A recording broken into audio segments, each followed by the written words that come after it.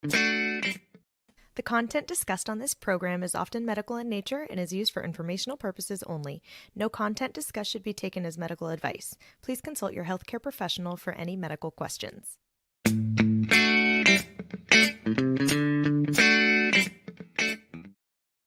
Hi, I'm Tori McGee, and this is the Rapid Recovery Report, sponsored by RomTech, the modern technology of rehabilitation. So we'll be doing this podcast series. We might be changing up the times, but for now, we're doing the very last Thursday of every month at 4 p.m. Pacific, 7 p.m. Eastern, and we're going to talk to different guests, surgeons, patients, insiders here at RomTech to discuss wellness, health, and touch on RomTech's Portable Connect, which we'll be doing today. Now, it's been a minute since we've talked about the Portable Connect actually in our podcast, so let's brush up here. I think we've got a picture. There we go. that cute little babe right there is the Portable Connect. So it's a high-tech recovery device that's geared toward patients to get them moving and on the road to recovery faster after surgeries, injuries, and that sort of thing. You can learn more about RomTech and the Portable Connect if you visit www.romtech.com. And you can follow us on our social channels at the handles that are listed in our description below. So today we've got an exciting guest, Dr. Bedikian, who earned his doctorate in osteopathic medicine from Midwestern University, Chicago College of Osteopathic Medicine, where he also completed an osteopathic residency and an orthopedic surgery internship. Additionally, he's completed an adult reconstruction fellowship at the University of Chicago, and Dr. Bedikian has published numerous orthopedic papers, received honors and awards, including recognition for medical leadership and induction into academic honor societies. He graduated summa cum laude from Wayne State University, and currently Dr. Bedikian practices at MidAmerica Orthopaedics in Illinois, and he believes in doing all that he can in the pursuit of returning his patients to a full and active lifestyle. Hey, Dr. Bedikian, great to have you here today. Great. Thanks for having me, Tori. Yeah, absolutely. We're looking forward to it. So, we talk to a lot of orthopedic surgeons on our show, and we're always really curious to know how what inspired you essentially to pursue this career path. So what was it about orthopedics that first got you involved in wanting to perform surgery for those in need? So I wasn't always going to be an orthopedic surgeon when I grew up. Okay. I knew I loved medicine. I was very mechanical when I was a kid and growing up. But it wasn't until my last year of medical school when I did my orthopedic surgery residency. Deep down inside, I was destined to be an internal medicine doctor. But Okay. during my rotation, I was helping fix fractures, doing joint replacements, doing different surgeries. I'm like, wow, I really like this. And I don't know why I'm going to go do internal medicine when this is kind of right up my alley. So I did my rotation. I was a little behind the curve because everybody else knew what they wanted to do the year before. So I had to get started. I had to get picked up pretty quickly. And it did take me an additional year to go through a rotating internship and get into orthopedics. But I got in. I loved total joint replacements during my residency. It was one of those fields that you get almost immediate satisfaction with the patients having a joint replacement. And so that's why I did a fellowship in total joints. And then also doing a total joint fellowship, you get all the fun infections and loosenings and all the disasters that we see. So again, being mechanical, that's right up my alley. So I kind of feel it ended up working out pretty well for me. Okay, yeah, and infections, that sounds like a lot of fun. Which we won't get into in this podcast, Yeah. because that's a long story in itself. Oh, mercy. All right. So gearing away from that then. We're always really intrigued by new technologies in the world of orthopedics, obviously. We're trying to bring new technology in ourselves. And we actually noticed that you perform surgeries using conformis. So can you tell us what that is and why you recommend it for your joint replacement patients? So Conformis is a company that basically innovated the way you could have a customized joint replacement, meaning they use a CT scan with their software to extrapolate the measurements of the bone, the kinematics of the joint, and be able to reestablish it in a way that it's kind of like putting a model airplane together. So just as you would get the parts, follow the instruction, put the pieces together, and you get your end result, Conformis basically creates the implant, creates the instruments behind it, and makes the surgery a lot more predictable for the surgeon, allowing for little nuances just in case, because sometimes you get into the surgery and it turns out to be a little bit different, but allows for that variability just in case. And I found it that patients that want the newer technology find and hear about Conformis. I've had patients come to me because they heard about it and they go through the physician locator and find me, or patients who have had it tell their friends and family, you got to get a customized knee. It's the only way to get a knee.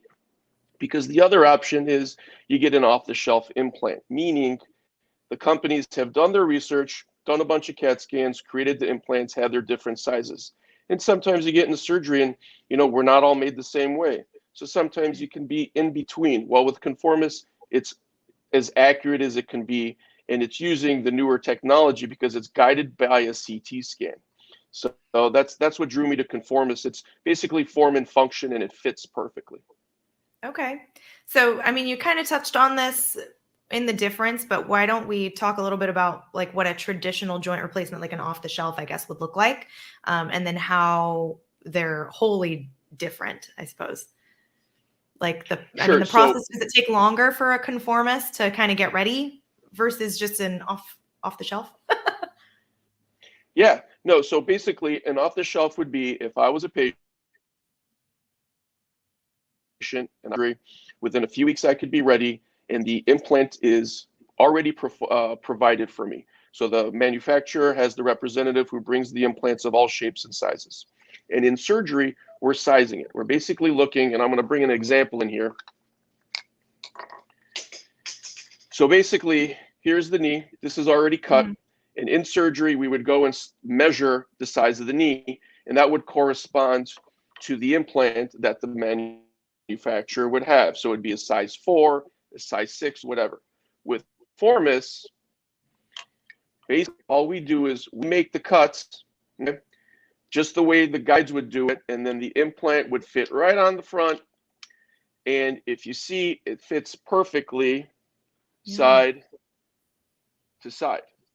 And sometimes you would have a little overhang, or it would look a little small. The other part is as you're cutting the bone, the implant that would be off the shelf would fit, but you would still have areas around where the bone would still bleed. So it wasn't a perfect fit. This makes it a perfect fit. Okay. That's clever. I mean, I wonder then, patients, if they know about Conformis, do they ever go the other way and decide to do traditional? So I haven't had any of those patients do that. Even in patients during the pandemic, when they would have Conformis and there would be delays like we experienced last year during the pandemic, they would still wait because there is a time limit. By the time the patient decides to have a Conformis knee, they need to have a CT scan. And then it could take somewhere between 4 to 6 weeks from the moment that the company receives the CAT scan, it puts it into their software, create what it needs to create in terms of the implant and instruments, and then ship it to what hospital that it needs to get to. So there is a time frame. And sometimes patients are impatient. They want to have their surgery done yesterday.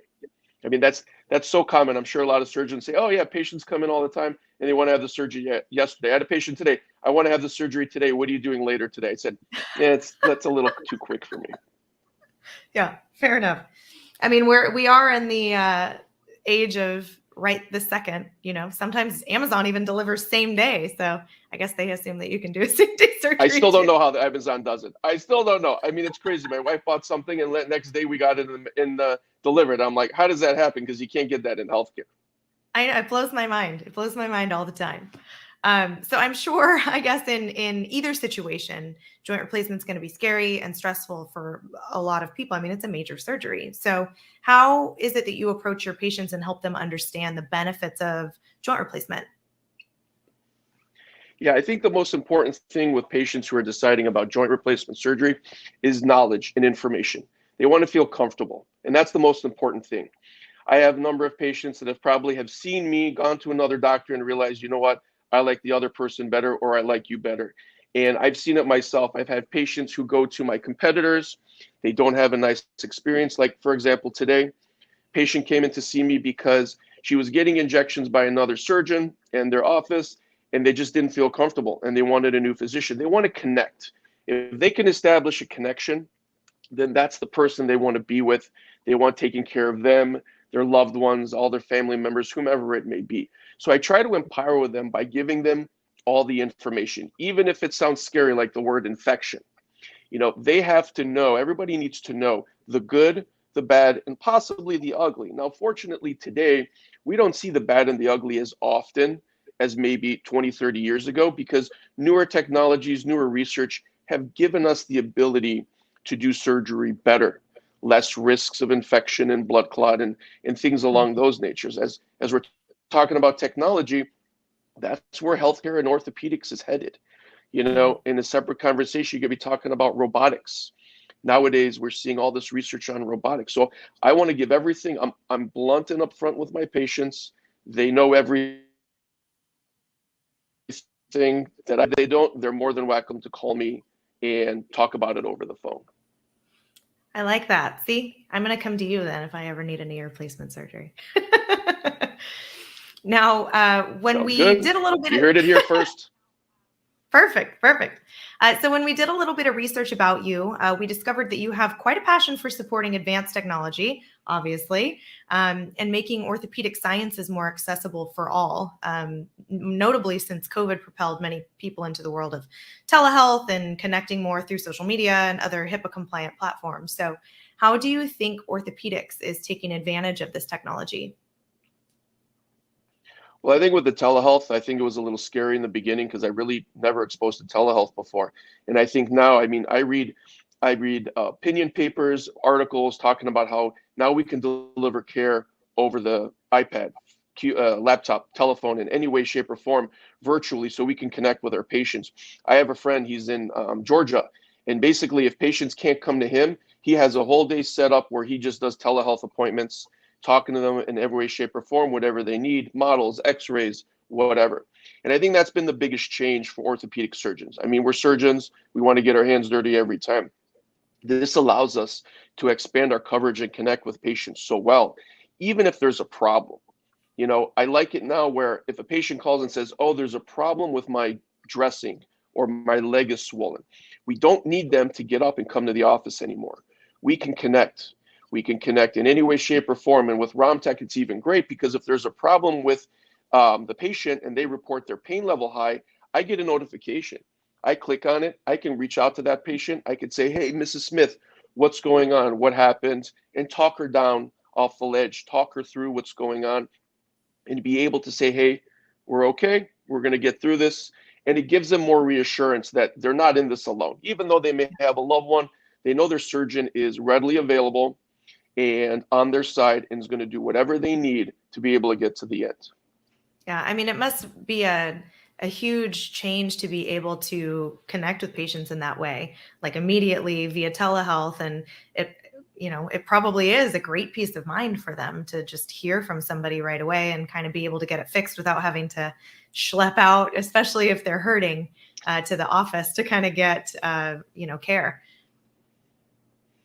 Yeah, especially if you think about a person who just had a knee replacement, to ask them to have their loved one, get them in a car, drive, 10, 15, 30 minutes over to the doctor's office, sit in a waiting room, then be seen, oh, everything's okay, and do that all over again. As it stands now, emergency rooms are so overcrowded than before the pandemic. Nobody wants to go to the emergency room. This gives the surgeons and other physicians access to our patients where before it would be so difficult. Oh, just go to the emergency room. No, you don't have to go to the emergency room anymore. We can have an easier way to see you, help take care of you, address your need without you ever having to leave your home. Yeah, that's incredible. I love that. I'm a homebody, so that's right up my alley. Now, yeah, so is my wife. She's at home right now working for home, so she loves being at home. I don't get it. I got to be out, but yeah, I get it. Oh, see, she's my kind of person. Maybe we'll become like, email pen pals or something. So maybe write letters. Perfect. Now, you talked about the Portable Connect a bit. So you recently started prescribing it as another way to help your patients access, at-home physical therapy. So how many do you think you've prescribed so far, and what kind of results are you seeing with your patients? I'm somewhere between 20 and 30. Right now, I have 5 active patients on the Portable Connect. And it was just last week, I had one of my newer knee replacement patients, only a couple weeks out from surgery, talking about how she loves it. She's a homebody, just like you described.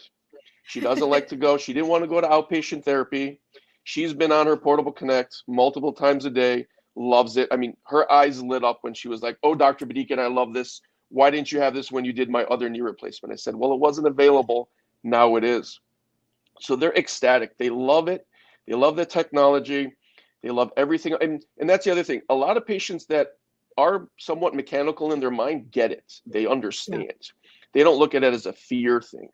And they're in tune with what they need to do to get better. And it's so super simple for them. I mean, there's just no fiddle factor. And if there ever is an issue, I know the representatives are close by, phone call away to help those patients out in case there was some major issue. That's great. So I don't want to keep you too long. I've just got one more question for you. Maybe it's a doozy.